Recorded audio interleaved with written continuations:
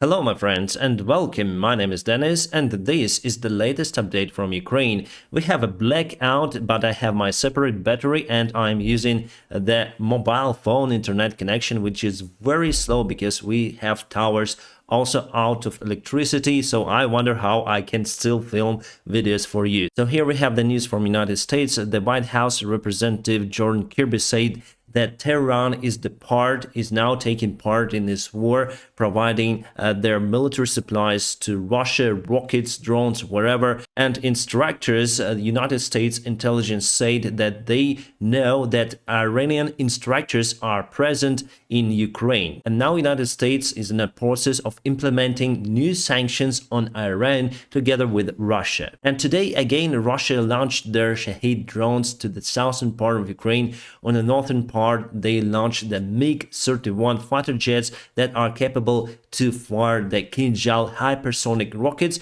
However, they didn't do so this afternoon, luckily for us, but it was a massive air raid this day. And Russia already destroyed 40% of our power plants. That is why it's dark and cold out here. President Zelensky foresees the Russian attack on Kakhovsky Dam, destroying it and causing the mass flooding on the south part of Ukraine, including Kherson city. We got the information that Russian soldiers already planted their bombs on Kakhovsky Dam. That attack might bring severe devastation to the region and Russia may use it by the time they are retreating from Kherson. One of the United States admirals says that China is preparing for Taiwan invasion, so United States must also prepare for that, and it may happen in nearby few months. So China looks at what is happening in Ukraine and still wants to conduct the massive attack on Taiwan, which could be the biggest military attack in human history. I personally think that China may try it, but they will not be successful with that. In my latest video, I told you about the Bloomberg article. They say if something changed with Congress majority,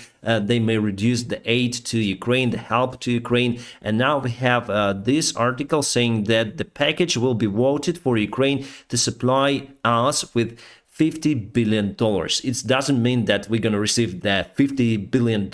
It means that we'll have military help and humanitarian help to Ukraine. Also, United States say that they will help to repair our power plants. Our military command says that Russia threw their forces to Zabrovka airfield. Also, they're sending around 10,000 soldiers to Belarus, and probably maybe they will try to invade Ukraine using combined Belarusian and Russian forces. Zabrovka airfield is just 25 kilometers away from the Ukrainian border, and I think they may conduct this assault on Ukrainian soil. If they do during the winter time, they will be just demolished. And those are the forces they are throwing to that place, mobilized Russian soldiers. I don't think it's a good idea, so they are sending them from the far east of Russia together with the ammunition and weaponry, and they will cover this long distance to fight for what? For Putin. Russian propaganda media already designed the simulation of the possible flooding of this Kherson area, and they accuse Ukraine of doing so. They have full access to the dam. Ukrainian side doesn't have the weaponry to destroy the dam, so clearly Russia mined that dam, and that is what may happen in that case. So this area would be flooded. And obviously, it will make our counterattack impossible for the south because everything will be just demolished in this area. British Defense Minister Ben Wallace said that they will send 25 winter suits to Ukrainian soldiers. Awesome help from UK. Putin went out from his bunker for the first time since the beginning of this war to meet his soldiers, and he attended the Ruzzia shooting range. Just to remind you, there was a mass shooting between Russian soldiers in Belgorod shooting range, and probably it influences Putin's rating, and he tried to be more closer to the soldiers. And obviously, everyone showed that everything is perfect with the Russian army. My friends, just look at this equipment presented to Vladimir the Tsar and compare it with the mobilized mobiks, we call them, and the equipment, the uniform they wear, the drunk soldiers that they are. And obviously for TV picture, everyone is equipped with everything. You have boots, you have sleeping bags, everything. And yeah, my army is the best out there. And then Tsar shoots from the rifle. He looks like Kim Jong-un or something.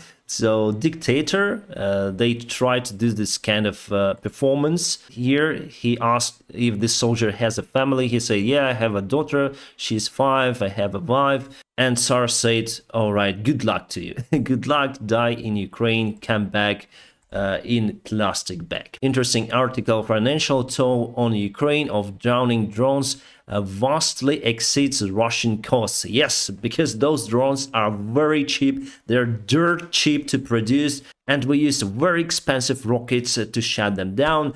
But still, it's better to do so, otherwise those drones may destroy everything here in Ukraine, so that would cost more than rockets. I was shocked about those news coming from UK because I didn't put my eye close on the UK politics. So today Prime Minister Liz Truss resigned from her position. She conducted her duties for around 45 days. That makes her term the lowest as a Prime Minister in UK history. What is interesting here that potentially the ex-Prime Minister Boris Johnson got now the most voting for his candidate as PM. And the Times article says that Johnson is expected to run after Truss quits. Yes, we may witness the coming back of Boris Johnson. I speak with many of my UK supporters. I know that some of you support Boris Johnson, some of you do not support that guy. But anyways, it is what it is. It's politics, my friends. And as for me, I would like to see Great Britain continuously supporting Ukraine. And I think it will happen with any kind of Prime Minister. But what we see, what we witness, even though I'm far from politics, my friends, there is a political crisis in UK, probably the hardest since the 1945. It's the BBC radio said to me today when I was listening to it. It was a huge fire in Germany destroying the Ukrainian refugee camp. It was done on purpose, so fire was caused by someone and police is ongoing with investigation. Luckily, no one dies in that accident. Oh, we have electricity. Awesome, my friends. Probably the happiest moment for me today.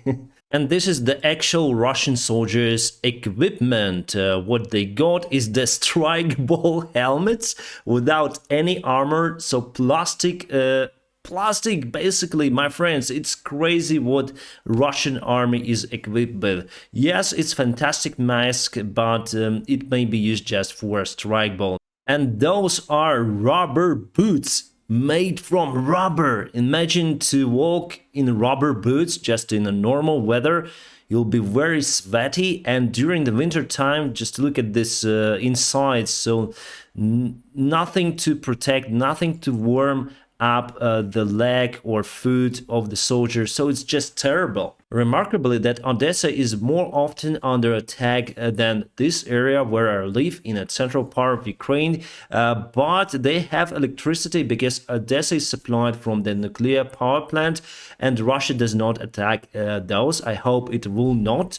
And they have those lights around, so it's fantastic. Probably if I would have severe problems with electricity, I should move to Odessa somewhere. And this is Kyiv, absolute darkness. So you have some of the shops that have separate generators.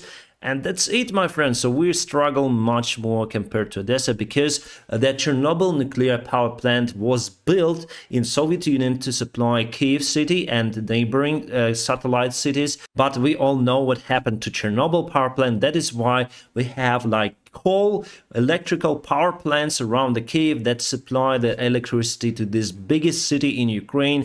And with those being under attack by Russians, obviously we'll have blackouts here. Right, let's come back to the UK Prime Minister topic for a moment. So Liz Truss was 44 days on her position as PM, and after her with huge advantage with more than 100 days goes George Canning, who died in 1827. And those are Russian mobilized soldiers too. They're wearing the helmets from the Second World War, and this guy has a Mosin rifle that was designed before the 20th century. and they're going somewhere. You can clearly see those white stripes. They have white or red stripes on the arms or legs. Then they still have those, and I think not only the one guy owns Mosin rifle, I think many. Actually, I shoot once from that rifle. It's very powerful actually, but mostly it's useless in a modern day war. Here are the satellite images showing how Russia sent their forces out from Kherson through the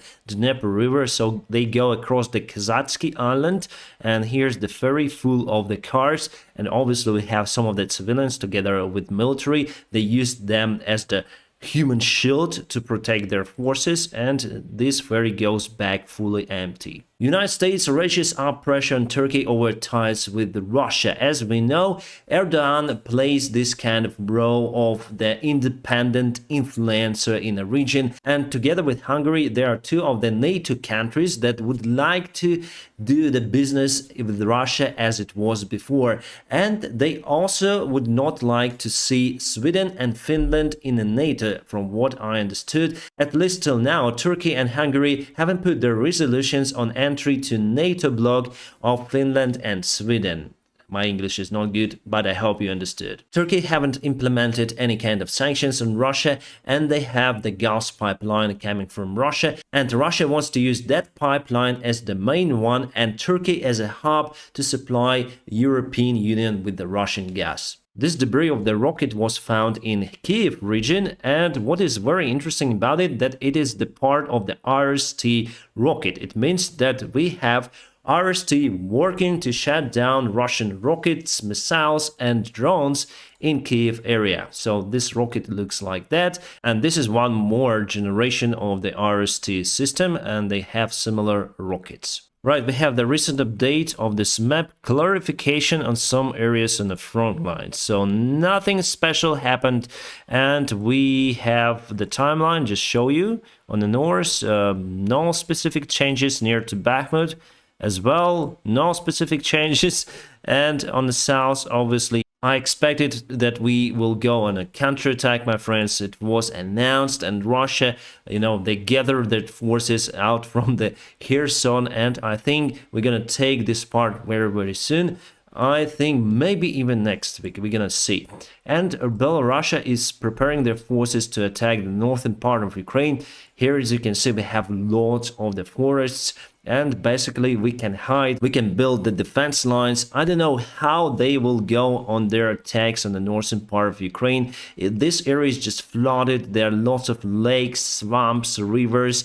It's simply not okay for the massive attack. And with the forces they have, even if they would gather 170,000 troops as they want, they will not be able to go to the Kyiv. They will just go here to deflect our attention from the other front lines. But we gathered our own army since the April. We have our forces ready to meet Belarusian and gather with Russian forces here on the north part of Ukraine. So I think it's not the threat for Lviv, Kovel or Rivne, so it's not the threat for Kyiv. Just remember, they tried to get Kyiv with their forces that were regular, trained, ready, that got some military experience in Syria, that got enough weapons. Now Russia is in lack of resources, and I think it's a not big threat for Kyiv that they would try to go to any kind of direction from the north. We're gonna close them in that area and destroy as usual. We're gonna drive them away, but probably we'll need to recruit more forces to our army, or maybe to move some part of our forces from this area, and that's the main goal of the Russians if they start this attack from the north side. My friends, I'm gonna keep you updated on situation here in Ukraine. Now please press the like because it helps my videos a lot. And also, if you want to support my channel financially, there are some of the links just in the video description below. You may support me on PayPal, Patreon or Donatello, whichever you like. My friends, I wish you a peaceful sky wherever you are, and have a great time.